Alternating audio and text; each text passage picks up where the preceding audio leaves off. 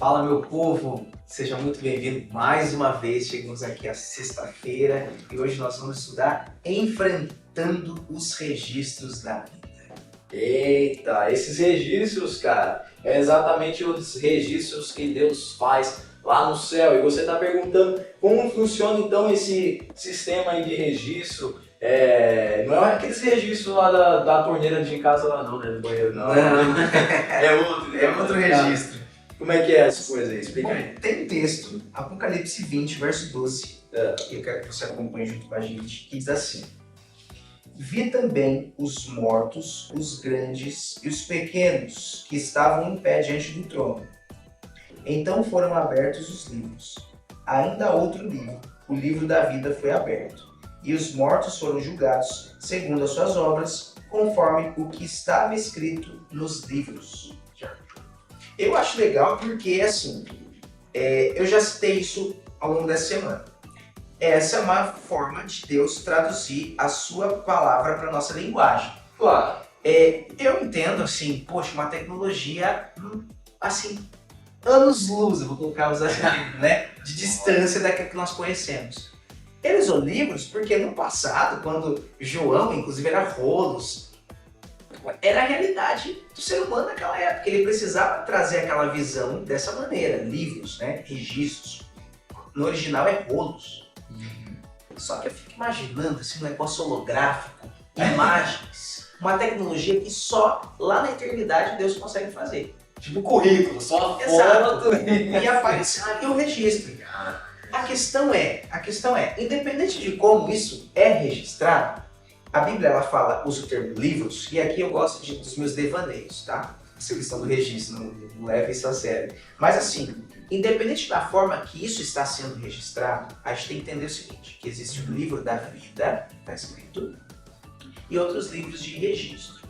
Esses livros, eles estão, contido neles estão os registros de todas as nossas obras, de todas as nossas atitudes, sejam boas ou sejam ruins. Sim.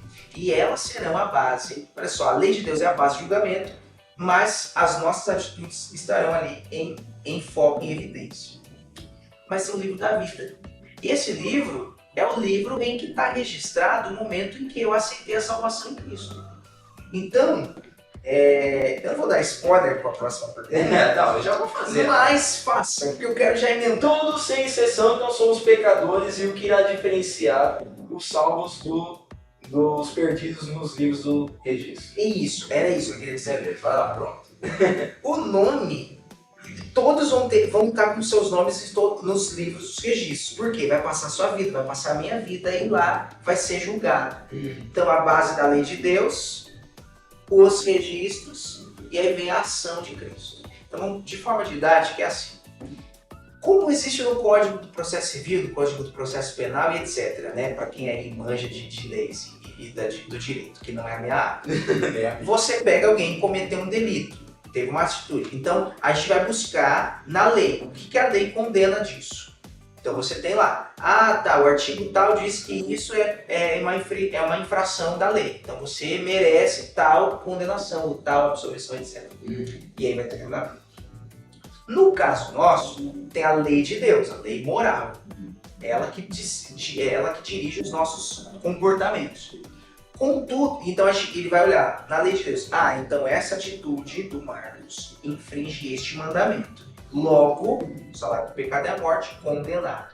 Mas aí vem o advogado, o sumo sacerdote, aquele que me defende. Então olha só, não, ele já pagou o preço por esse pecado. E aí, a diferença é, o nome do Marcos está no livro da vida, ele aceitou o sacrifício pelo pecado dele? Tá aqui sim. Então tá salvo. Beleza. Então essa é a diferença, porque os perdidos, os ímpios, eles vão ter o registro deles de atitudes, só que o livro dele, o nome dele não vai estar no livro da vida, porque ele não aceitou o sacrifício de Cristo. Ele literalmente vai estar lá registrado, do mesmo jeito que nós que seremos os salvos, tá lá, fez, só que Sim. foi pago, tipo, foi carimbado ali, o sangue de Cristo foi carimbado, só que o dos ímpios, vai estar lá o registro e cadê o carimbo do veredito do padre? Exatamente, exatamente. Isso significa que, como diz a lição, não houve arrependimento, não houve perdão, então o nome dele é omitido do livro da vida. E o relato de suas boas ações é apagado no livro Memorial de Deus. É isso que a lição diz. E Jesus, ele prometeu, então, promessas, né, para quem vai ficar firme até os finais dos tempos, e também alguma coisa não legal para quem não tiver o carimbo do padre, cara. E aí, como é que vai ser o final disso tudo? Muito bem. A lição ela traz até um texto, né, que fala assim: eu mesmo apago as suas transgressões. A gente precisa aceitar esse sacrifício, aceitar essa morte expiatória, aceitar esse Deus que se entregou por nós. E ele nos promete uma vida eterna. Essa é a promessa de Deus, para nós que ficarmos firmes até o fim. Significa, e isso é interessante pensar, Lu, porque não significa que até Jesus voltar eu vou deixar de pecar. Acontece que as minhas ações em relação ao pecado será de arrependimento, de confissão, de buscar a Deus, de falar assim, eu me perdoo. E isso vai fazer com que a minha natureza espiritual seja fortalecida e vai chegar um momento que eu não vou ter mais aquele ímpeto de pecar por rebeldia. Eu vou continuar sendo pecador porque essa é a minha natureza. E vai ter momento que eu vou pecar porque eu nem pensei. E sem querer eu pequei. Isso me torna um pecador. Só que o ímpio não. O ímpio ele peca deliberadamente. Ele não tem mais o filtro de consciência. Ele afasta dele o Espírito Santo. Então ele escolhe se rebelar contra Deus. E aí a diferença é que aqueles que negam a Deus, aí está preparado aquele fogo que não era para ele, mas era para o pecado, era para Satanás e seus anjos. E como um ato até de... E aí é mais incrível disso. Deus, em toda a sua bondade, em seu amor e sua justiça, nós não ficaremos vendo os ímpios queimarem séculos, eternidade. A palavra no Apocalipse, por toda a eternidade, são consequências eternas. Então ele vai acabar. Aquela pessoa vai deixar de existir. Isso vai gerar um sentimento de tristeza? Sim. Mas aí o Apocalipse fala uma outra promessa. Já respondendo você, quais promessas? Outra promessa. Deus enxugará dos olhos toda lágrima. Então ali, quando nós enxergarmos que Deus é justo, isso vai confortar o nosso coração. Poxa, fulano não está aqui, mas ele é justo. É isso aí, minha gente. Então, conforme o nosso amigo acabou de colocar, o fogo não será eterno. O fogo, literalmente, conforme nós estudamos isso no Clube dos Bravadores, ele existe até onde tem matéria. Se não tem a matéria mais, zerou então o fogo. Então os ímpios serão consumidos, Satanás e seus anjos também.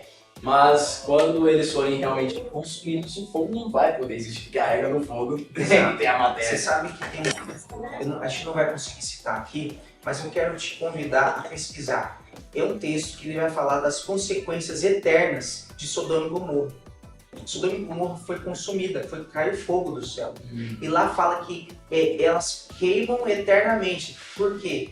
Essa relação que a Bíblia faz, o autor do livro faz com o final, com o juízo final, o juízo de execução, é que as consequências são eternas. Ou seja, aquelas pessoas que foram condenadas, porque elas se afastaram da graça de Deus, elas foram apagadas da existência. Então é essa a consequência. Então não é um Deus sádico que fica lá, a gente lá no bem bom, na Nova Jerusalém, e a gente vendo lá o povo queimando, porque agora eles merecem aquilo. Deus não é isso. Sim. Então até na sua justiça, até na sua sentença, Deus é justo. Até mesmo com saldo isso aí vai ajudar. Exatamente. É isso aí, minha gente. O assunto dessa semana é um assunto meio complicado, complexo, realmente. A Bíblia comenta sobre o julgamento, sobre o juízo. E isso daí tudo, conforme nós conversamos, precisa ser um alerta para que nossa vida esteja caminhando de acordo com a vontade de Deus. Porque se nós estamos do lado certo, pronto, acabou, não precisa se preocupar em mais nada. Que aí a vitória está garantida. E é o que a lição termina dizendo: o vencedor será assim vestido de vestiduras brancas, de modo algum apagarei o seu nome do livro da vida. De forma nenhuma confessarei, eu vou confessar o seu nome diante do meu Pai, diante dos seus anjos. Deus quer fazer isso com cada um de nós. Isso está em Apocalipse 3:5. E com essa promessa, minha gente, é que nós terminamos o vídeo dessa semana. Meu amigo, e aí, gostou dos momentos que passamos juntos? Foi um pouco corrido aqui no sábado, mas deu certo, né? Olha, foi corrido, mas foi gostoso, foi bom. Eu espero que você tenha gostado. Eu espero que, de alguma forma, a experiência da minha vida possa ter alcançado, possa ter te motivado. Eu amo a Escola Sabatina, Luan. Eu já estou amando o projeto online com Deus e sei que ele tem feito a diferença, faz a diferença na vida de muitos jovens. E que possa continuar abençoando pessoas, que você possa propagar isso e que a gente possa ter esse momento, né, descontraído, né, lúdico, mas de estudo da palavra, que eu acho que isso é o mais importante, que vai nos alicerçar para estar assim de pé naquele grande dia. E estaremos. Faça a oração final, meu amigo. Com certeza. Vamos orar então. Pai querido, obrigado pela salvação em Cristo.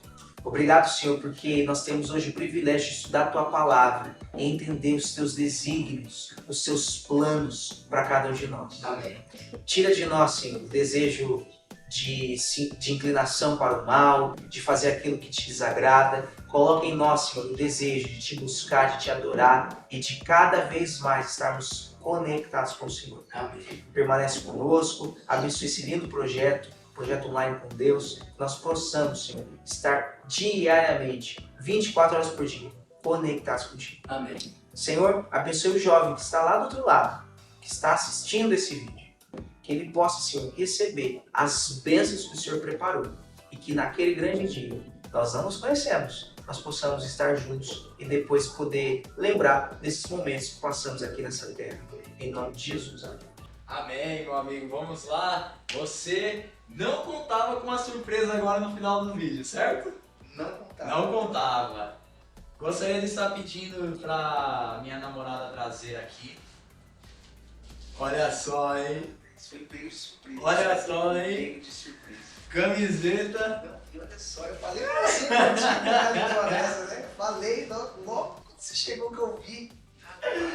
Ai, caramba, tá vendo só? Nossa. Na hora que eu cheguei aqui na igreja, ele comentou assim: nossa, bonita essa camiseta, cara. Eu falei: não, quem sabe um dia você ganha ela? Quem sabe você deu a sorte hoje? Olha só, já Tá vendo por que eu perguntei do tamanho? Você não percebeu não que era isso, Quando eu não, cheguei, cara? eu falei, mas por que ele perguntou o tamanho, né? Sendo que eu tô com a minha roupa? Rapaz. A camiseta, meu amigo, da Associação Paulistana. Eu espero que esse presente sirva pra você aí, você curta muito aí. Tá ainda colado os adesivos aí do preço aí, a gente acabou não tirando, mas já vista aí pra você. Aqui da Apso agora está vestido também com o nosso uniforme lá da Paulistana. Bem, Por mais que a gente tá em outros campos, a gente tem mesmo objetivo e o mesmo céu nós estamos alcançando. certamente. E bom, espero que você tenha gostado do presente. Obrigado, amigo. Tamo junto aí. Que Deus abençoe seu ministério aí, a sua música também, né? O seu ministério de música. E claro, minha gente, nós, Projeto Online com Deus, ainda não paramos de estudar essa lição. Então fiquem ligados daqui em diante nos vídeos aí, que ainda faltam mais 2 assuntos. Só que, Marcos, eles não podem esquecer de fazer o quê? Estudar a lição. Tamo junto e até mais! E aí, galera, eu estou aqui com a lição e eu estou com o convidado da semana e ele tem um recadinho para vocês.